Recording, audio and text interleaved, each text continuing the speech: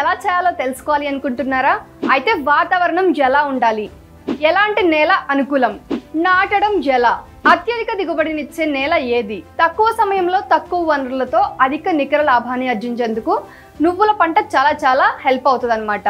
ఖరీఫ్ లో వర్షాధారంగా, రబీలో నీటి వసతి ఉన్న ప్రాంతాల్లో ఈ నువ్వుల పంటను సాగు చేస్తూ ఉంటారు. ముఖ్యంగా ఏపీలో కోస్తా, రాయలసీమ జిల్లాలు, తెలంగాణలోని ఉత్తర, దక్షిణ జిల్లాల్లో నువ్వులను సాగు చేస్తూ ఉన్నారు రైతులు. అయితే తక్కువ ఖర్చుతో ఎక్కువ రాబడినిచ్చే పంటగా నువ్వులను చెప్పుకోవచ్చు అనమాట. అయితే నువ్వుల పంట ఉత్తర తెలంగాణ ప్రాంత జిల్లాల్లో ఎక్కువ విస్తీర్ణంలో సాగు చేయబడుతుంది. అయితే నువ్వులను తినడం వలన ఆరోగ్య ప్రయోజనాలు చాలా ఉన్నాయండి. వాటి గురించి ఇప్పుడు తెలుసుకుందాం. చూడండి, ప్రతిరోజు నువ్వులని ఆహారంలో భాగంగా చేసుకుంటే అధిక కొలెస్ట్రాల్, అధిక ట్రైగ్లిజరైడ్ స్థాయిలకు చెక్ పెట్టవచ్చు. నువ్వుల నూనెలో ప్రత్యేకంగా vitamin K, vitamin B complex, vitamin D, vitamin E మరియు ఫాస్ఫరస్లు సమృద్ధిగా ఉంటాయన్నమాట.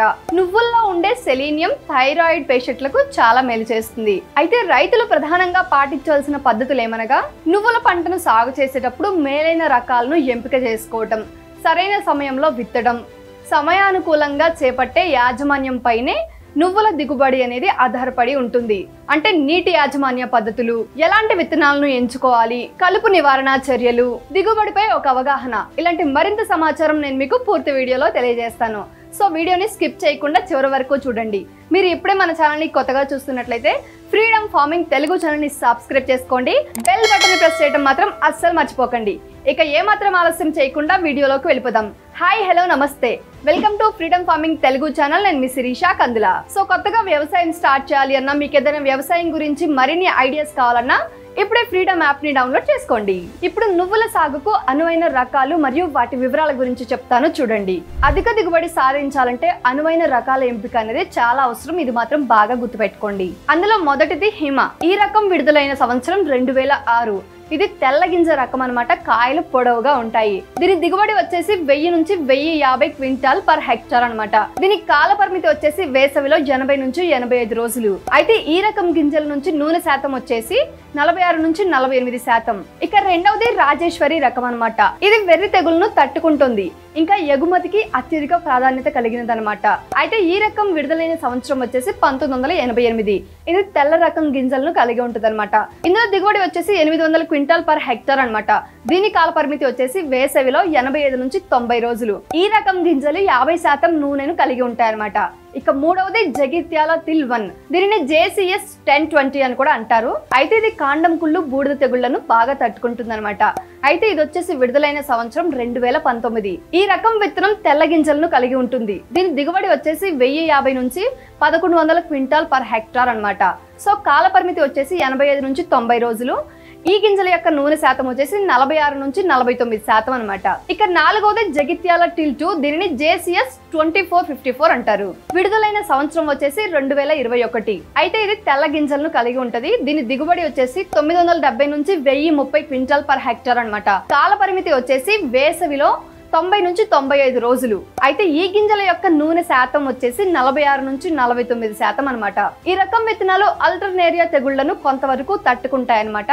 అంతేకాకుండా బెట్టను కూడా కొంతవరకు తట్టుకుంటుంది. అయితే ఇప్పుడు నువ్వుల సాగులో నేల తయారీ విధానం గురించి తెలుసుకుందాం. చూడండి, మురుగునీరు నిలవని తేలికైన నేలలు శ్రేష్టం అనమాట. సో నీరు నిలిచే ఆమ్ల క్షార గుణాలు కల నేలలు అస్సలు పనికిరావు. అయితే ముందుగా చదునుగా ఉన్న పొలాన్ని పొడి దుక్కి చేసి సిద్ధంగా ఉంచుకోవాలి. పొడి దుక్కిలో విత్తనాలు బాగా మొలకెత్తుతాయన్నమాట. సో నీటి వస్తు ఉన్న పొలాలను ఎంచుకోవటం వల్ల పంట వివిధ కీలక దశల్లో బెట్టకు ఊరు కాకుండా చూసుకోవచ్చు. నేలను 2 నుండి 4 సార్లు మెత్తగా దున్ని గుంటక తోలి చదును చేయాలన్నమాట. ఇప్పుడు విత్తన సేకరణ గురించి తెలుసుకుందాం. విత్తనాన్ని వ్యవసాయ పరిశోధన స్థానములు, తెలంగాణ సీడ్స్ మరియు SSP నమ్మకమైన రైతుల నుంచి మాత్రమే సేకరించాలన్నమాట. మనం విత్తనాలను సేకరించేటప్పుడు మంచి విత్తనాలను సేకరిస్తే మాత్రమే మనకి పంట మంచిగా పండి పంట దిగుబడి అనేది కూడా నాణ్యంగా వస్తుంది అనమాట. సో విత్తన మొలక శాతం కనీసం 80% పైగా ఉండాలి. అయితే విత్తే సమయం ఏంటా అని చూస్తున్నారా? సో చెప్తా చూడండి. వేసవి అంటే జనవరి 2వ పక్షం నుంచి, అంటే జనవరి 2వ వారం నుంచి ఫిబ్రవరి 1వ వారం వరకు విత్తుకోవడానికి అనుకూలమైన సమయం అనమాట. అయితే విత్తే పద్ధతి మరియు విత్తన మోతాదు ఏంటో చూద్దాం. ఒక ఎకరానికి 2.5 కిలోల విత్తనం అనేది సరిపోతుంది. విత్తనానికి 3 ఇంతల ఇసుక కలిపి గొర్రుతో వరుసల్లో విత్తుకోవాలన్నమాట. సో వరుసల మధ్య 30 సెంటీమీటర్లు అంటే 12 అంగుళాలు మరియు మొక్కల మధ్య 15 సెంటీమీటర్లు అంటే 6 అంగుళాల దూరం ఉండేలా విత్తుకోవాలి. రైతు స్థాయిలో పొడి దుక్కిలో విత్తనాన్ని సమానంగా చల్లుకొని గొర్రు తోలుకుంటారు. ఇలా చేయడం వల్ల విత్తనాలు మంచిగా మొలకెత్తుతాయన్నమాట. ఇప్పుడు విత్తనాన్ని నాటే ముందు విత్తన శుద్ధి చాలా ఇంపార్టెంట్. దాని గురించి తెలుసుకుందాం చూడండి.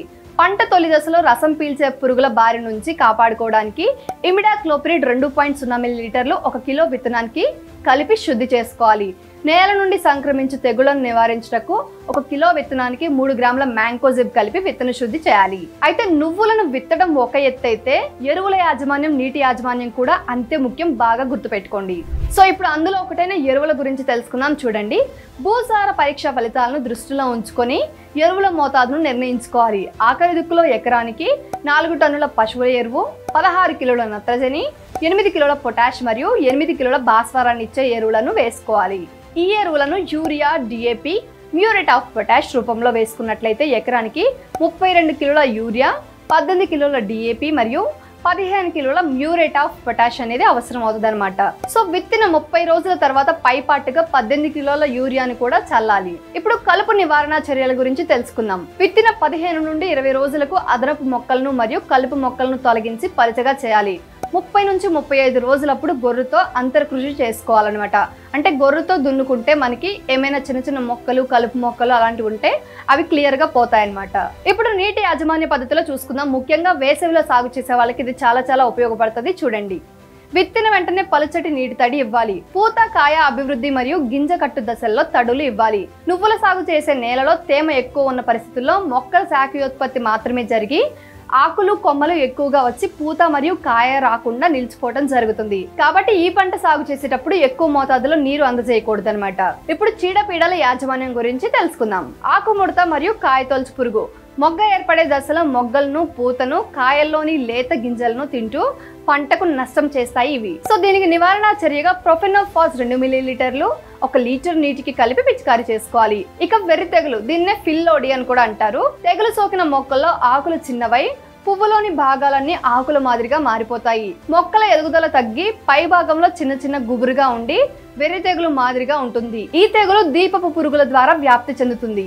సో దీని నివారణకు ఈ తెగులు కనిపించిన వెంటనే తెగులు సోకిన మొక్కలను పీకి తగలబెట్టాలి. ఇంకా ఈ వెర్రి తెగులు సోకిన తర్వాత పైరుపై ఇమిడాక్లోప్రిడ్ 0.3 మిల్లీలీటర్లు లీటర్ నీటికి కలిపి పిచికారీ చేసి దీపపు పురుగులను అరికట్టవచ్చు. ఇక 4వది బూడిద తెగులు. లేత ఆకులపై తెల్లని బూడిద, పొడి మచ్చలు ఏర్పడతాయి. తెగులు ఆశించిన ఆకులు మాడి రాలిపోతాయి. దీనికి నివారణ చర్యగా నీటిలో కరిగే గంధపు పొడి 3 గ్రాములు లీటర్ నీటిలో కలిపి పిచికారీ చేసుకోవాలి. ఇక పంట కోత. ఆకులు పసుపు రంగుకు మారి రాలటం ప్రారంభమైనప్పుడు 75% కాయలు లేత పసుపు రంగుకు వచ్చినప్పుడు పైరు కోయాలి. కోసిన పంటను కట్టలుగా కట్టి తలక్రిందులుగా నిలబెట్టాలి. 5 నుంచి 6 రోజులు ఎండిన తర్వాత కట్టెలతో కొట్టి నూర్పిడి చేయాలి. సో ఇలా పంట కోసి ఎండబెట్టి నూర్పిడి చేసిన తర్వాత పంటను నిల్వ చేయడం చాలా పెద్ద సవాలు. సో ఇప్పుడు పంట నిల్వ చేయడం గురించి తెలుసుకుందాం చూడండి. గింజల్లో తేమ 8% తగ్గే వరకు ఎండలో ఆరబెట్టాలన్నమాట. ఆ తర్వాత గోనె సంచుల్లో నిల్వ చేయాలి. చెదలు ఉంచిన సంచులపై మలాథియాన్ పొడిని చల్లాలి.